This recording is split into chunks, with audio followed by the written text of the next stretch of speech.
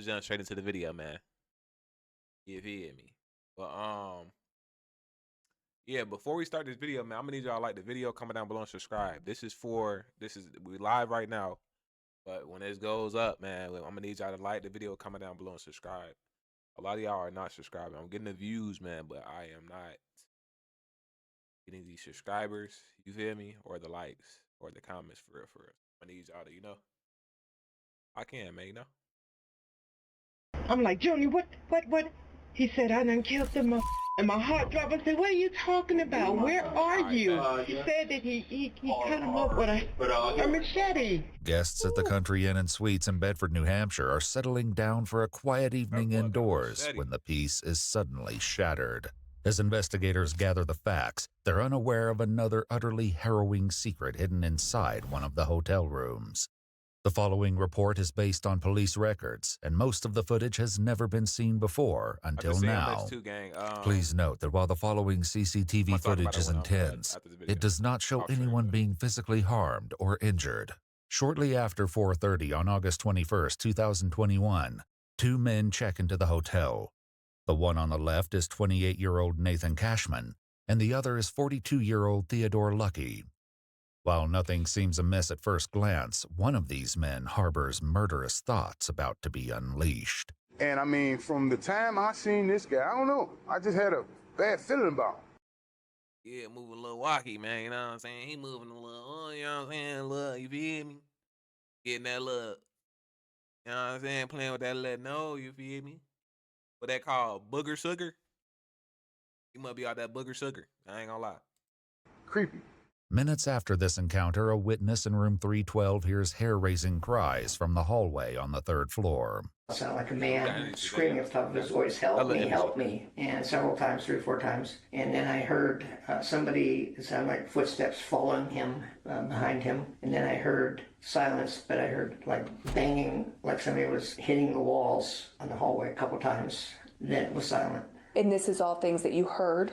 I heard, yes. Did you see anything? No, I was not going to open the door. Okay. Although most witnesses stayed inside their rooms to avoid the danger, the hotel security camera captured the unfolding violence. A witness staying in room 218 notices two men at the end of the hallway engaged in an altercation. Witness staying in room 2, the hotel security camera. Why is he chasing him, bro? Camera captured the unfolding violence. A witness staying in room 218 notices. Is that a cut right here, y'all? Hold on. Security camera captured the unfolding violence. A witness staying in room. That boy running like Buzz Lightyear. Room 2. Ain't gonna want his life. 218 notices two men at the end of the hallway engaged in an altercation. When I got off the elevator, there was 2 men at the end of the hallway, one of which was beating one man with the hose of a fire extinguisher. And when they heard the elevator ding, they turned and one guy was screaming, "Get the police," and the other guy started moving toward me that was beating him. So I ran to my room as quick as I could and got in with my key. And then I called the main desk about 8 or 9 times and couldn't get through. And then about 10 minutes later, I had police knocking on my door. Photographs taken of the crime scene show glimpses of this encounter near the second-floor window as guests struggled. Hey, that nigga was knocking on every door. That nigga was knocking on every door trying to get help. Boy, it's over with. You gotta accept your fate. Got in with my key, and then I called the main desk about 8 or 9 times and couldn't get through. You gotta be a different type of evil. He know it's over with, buddy. I ain't gonna lie. And then about 10 minutes later, I had police knocking on my door. Photographs taken of the crime scene show glimpses of this encounter near the second-floor window as guests struggle to avoid the bedlam. One of the witnesses describes a desperate decision Nathan was forced to take in a panicked attempt to save himself. And when I came out, I look up, I said, oh man, this dude jumped out the window trying to save his life. You know what I'm saying? There's blood all on the window. The frame of the window's on the ground right there. And then that's when the other maintenance guy that's here was sitting in his car. I went over and told him, I said, man, did you see that? He said, no, I didn't see nothing. I was down on my phone. I said, man, look, dude just jumped out the window. 2 minutes later, at least 2 minutes later, there's a white guy. Like, dude, we got to get some real content going on for you, feel me? You know what I'm saying? We got to actually figure it out, man. So, look, bro, get that laptop together, gang. If you Hit that motherfucker, you get some shit up. That was scary game, you know what I'm saying? Get some RP going, man. Nah, I love to do that game, but yeah, bro, I gotta get these 3 videos done. And what else? 'Cause I'm close to getting monetized. I'm not gonna lie, gang. I ain't been saying that in the chat for real, but I'm I'm close. But yeah, get these 3 videos done. You feel me? Turn this shit up a little bit, you know. And we sent you, man. You know what I'm saying? We finna be rich. We on the way. Running around Shout out YouTube. the corner, and then all of a sudden the guy came behind him with the black guy with the red hair had a machete in his hand. Nah, and he whacked him in the back of his head right before he went in, and put like another gash of many gashes that this guy already had on him. So he goes in, and I'm like, oh man. As Theodore chases Nathan back inside the hotel, another eyewitness recounts what he observed inside the lobby as the assault nears its gruesome conclusion. The 2 people came blasting into the door, and the one in the front, the other guy was chasing, was saying, please help, please help. I saw the guy hit him once, and then we just got out of there. That was the last thing we saw. Security camera footage further underscores Nathan's desperate struggle to escape the malicious assault as witnesses look on in horror. As Theodore continues his relentless attack against Nathan, the front desk clerk inexplicably puts himself in grave danger while he's on the phone with a 911 operator.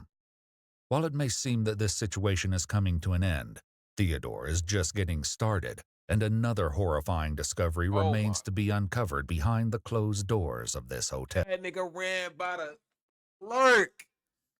Oh, you a bold motherfucker, dude. This horrifying attack in the... Oh, he don't even want buddy. I'm saying it might be them drugs, dude. You owe me my money, dude.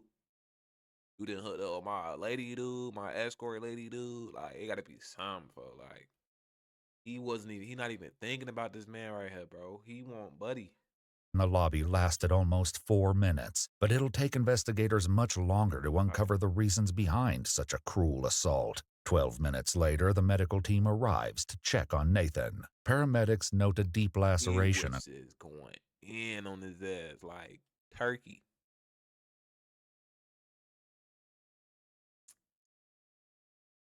Officer, whatever his name is, saw the male's eyes appeared open and lifeless. Male had large, deep laceration in his neck as though it had been split. Guys, split that man on the floor right above the man's head. Officer Woo-Wop observed a large machete about 14 inches long with a black blade and a black handle. Oh my God. That nigga was going in, dude. Across Nathan's neck, suggesting that his throat had been slit and declares death. Unsurprisingly, a medical examiner will later note in the autopsy report that Nathan died from multiple chop wounds of the head, neck, and body. As Theodore flees the crime scene, officers are unaware that they're about to receive a lead from an unlikely location over 250 miles away. What's going on? My wife just got a call from her son. Okay. Okay. He just killed somebody in New Hampshire. Okay, he just got out of prison, apparently, and it's been back and forth down here. She come home, she's all upset. I'm watching the game, me and my cousin, she blew my high. She tells me, Junior just killed someone. Where the hell is Junior at? He's in New Hampshire. I talked to him on the phone. Sure it was him? I'm positive it was him, okay? And he's telling me, Dad, I understand, and I'm talking to him, telling him what not to do. Hey, I understand what's going on. He'll get killed tonight, okay? Because they're looking for him. More officers from the Asbury Park Police Department in New Jersey arrive on the scene, and Theodore's mother, Vivian Brown, relays vital information. I got a phone call from my son. He was hysterical. He was cussing, and my son don't cuss around me. He's like, Mom, you was f***ing right. You was f***ing right. I'm like, Junior, what? He said, I done killed the motherfucker. And my heart dropped. I said, what are you talking about? Where are you? He said that he cut him up with a machete at some hotel or somewhere. And I was like, where are you? Where are you? He said, I'm in New Hampshire. I don't know where I'm at. I said, well, whose car are you driving? I don't know. Mom, I'm lost. I don't know. I'm just going to tell you. I'll just tell you that I love you. I'm saying goodbye to you. I'm going away for the rest of my life. I don't give a damn. He's dead. I'm covered in blood. I don't know. Yeah. As New Jersey officers dispatch this information to the New Hampshire State Police, Vivian shares more about Theodore. He just got out of prison Mother's Day weekend, May the 7th. Have you ever acted out like this before? That's why he was in prison the last time. According to online reports, Theodore was convicted of sexually assaulting a 13-year-old minor in 2004, and in 2012 he pled guilty. Mother's life, we don't care about this guy. That nigga up, man. Leave him. They shouldn't even let him out, bro. We playing with 13-year-olds, bro. This is a minor dude. You feel me? Yeah, pack him up. I ain't gonna lie. I wish bro would have grabbed a machete and just like slit his shit. Feel me? Hit his ass with on some samurai, you know what I'm saying? Some Naruto shit, you know what I'm saying? Like, we don't play with that sexual assault, child predator type thing. We ain't with all that. Guilty to 2 counts of kidnapping and served a portion of his sentence in the Northern New Hampshire Correctional Facility, where he met Nathan. Do you know anyone by a Nate or a Nathan? He just got out of prison, too. Okay. Evidently, they were lovers hold up. in prison. Shocked by Lovers in prison. Oh, one thing, bro. I don't care how cool you is with anybody. Ain't no friends in prison, bro. You feel me? Especially if you meet somebody in prison and y'all end up being cool outside of prison, or think y'all could be cool. Nah, bro, that shit over with. They still got them messed up ways. You feel me? I seen another video, bro. He ended up killing the dude. Ended up killing him and his girlfriend. They was cool in prison. You feel me? what their son has just admitted to doing, Vivian has reached her emotional limit with Theodore. I understand. I'm not. Honey, as long as he's alive, that's okay. As long as he's alive. He took that boy's life and should have took his right along with it. That's the way I feel about it. You don't go around here killing nobody. I don't care what they do to you. You don't take nobody's life. I understand that. You don't do that. I just don't want him to die for being stupid. He took someone's life. I don't want to hear that. He should have took his life right along with it. If he wanted to take somebody's life, he should have took it. Theodore's parents and the officers don't know yet that this is only a part of the crime he committed that day. Soon, a call comes in that changes the entire dynamic of the situation inside the apartment. Hello? He turned himself in. He's getting ready to walk in. Junior? Yes, Mom. Why, baby? Why? I love you, Mom. I love you too. Where you at? What police station you at? What police station is this? Bedford. Yeah. I took somebody's life, Mom. I did it. As Theodore speaks with his parents, one of the officers makes an alarming observation. I don't think he's in custody yet. Junior, whose phone are you on? My phone. You are in handcuffs? No, I'm at the police station. A fireman just walked out. Thankfully, Theodore is taken into custody without further incident. As detectives escort him into an interrogation room and read him his Miranda rights, they will soon confront him about yet another bone-chilling discovery made at the hotel. Nathan was my boyfriend. Okay. All right. How long have you guys been dating? Over 3 years. Okay. He's definitely gone. You tell me that. You get that information from me, and I'll tell. I don't know what freaky shit he got going on, bro. He need to cut it out, bro. I don't even want to hear that. And hey, bro, you was a grown ass man. How about you got a boyfriend? Let me know if my boyfriend dead.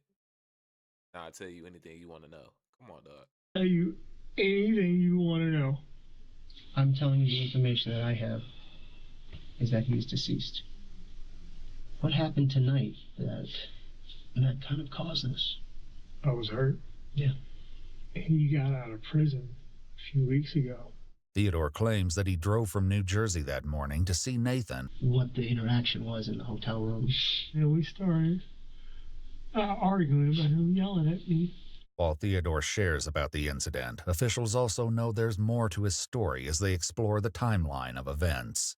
I guess you said, did stuff happen in the hallway, or was it down into the lobby, or could you help us understand where things kind of happened?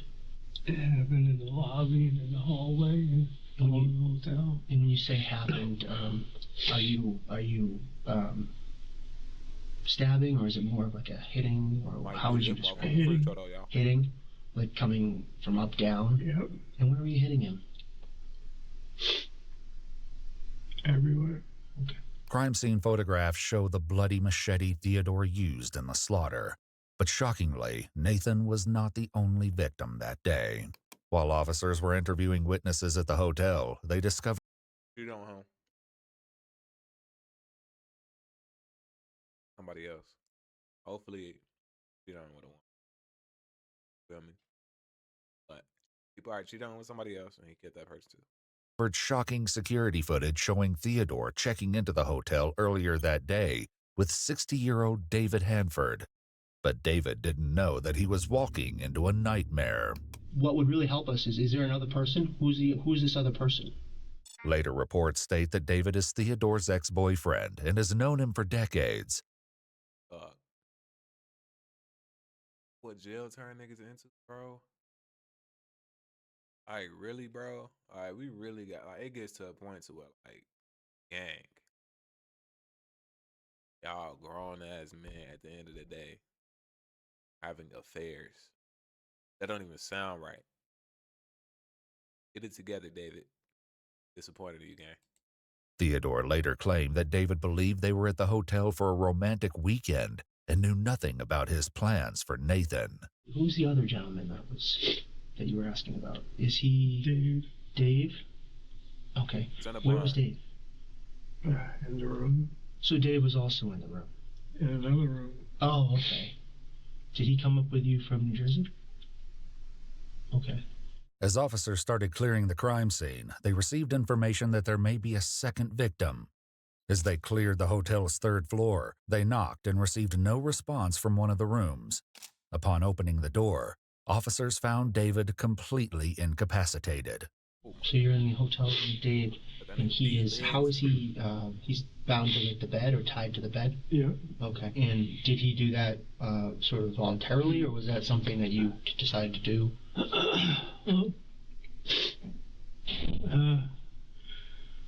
David, well, more so him, he likes the whole SM and bondage type thing. They found David covered in a hotel blanket with a belt wrapped around his neck and clear tape covering his nose and mouth.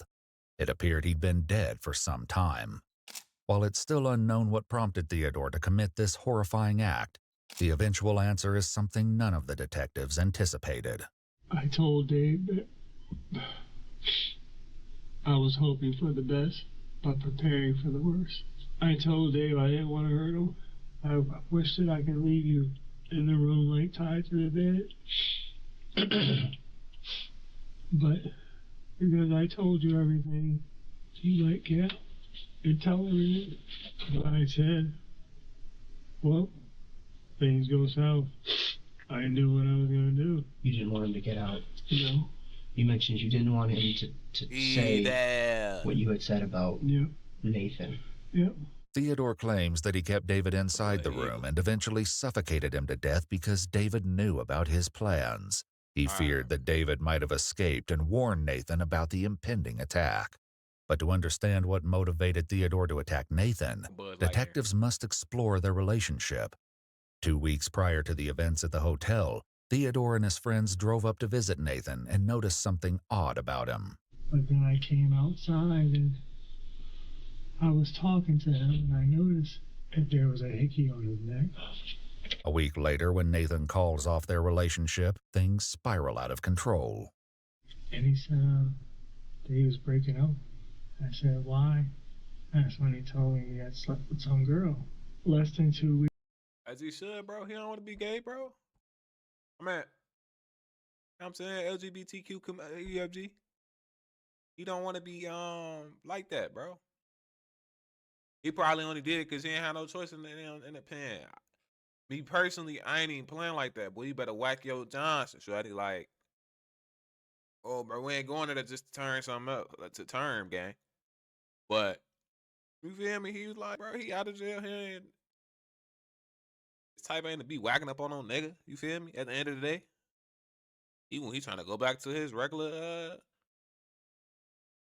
his true habitat. You feel me? Nigga mad because he wants some real, you know what I'm saying? Some water, some wop, fuck. So you get jealous. Yeah, man, these niggas crazy though, man.